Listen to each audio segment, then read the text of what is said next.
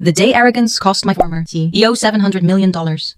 Julian looked at me across his massive mahogany desk, adjusted his $5,000 watch, and told me I was, quote, no longer a cultural fit. I'd spent 12 years building Titan. It was the AI that managed every single shipping container for the world's largest retailer. Julian? He'd been there for 6 months. He was a legacy hire with a Harvard degree and zero idea how our servers actually worked. When he slid the severance package toward me, I didn't yell. I didn't even blink. I just stood up, straightened my tie, and said, understood. He thought he was trimming the fat. He didn't realize I was the skeleton. See, back in the early days, when the company was just 4 guys in a garage, I'd registered the core pathfinding logic under my own private LLC. It was a standard licensing agreement. Section 9.7 clearly stated that if the lead architect was terminated without a formal transition plan, the license revoked in exactly 48 hours. The board had signed it a decade ago. Julian? He didn't even bother to read it. 2 days later, the world stopped. 3,000 cargo ships frozen in the water. The retailer was losing $40 million every single hour. Julian called me 43 times that afternoon. I let every single one go to voicemail. Finally, his boss, the chairman, called. He wasn't arrogant. He was terrified. He offered me $5 million just to fix the glitch. I told him it wasn't a glitch. It was a renegotiation. That evening, I met our biggest competitor for a steak dinner. I didn't sell them a fix. I sold them the entire patent portfolio for $750 million. When Julian's face hit the news the next morning, linked to the largest logistics collapse in history, I just took a sip of my coffee and smiled. Sometimes, the best way to handle a restructuring is to let the whole building fall down around them.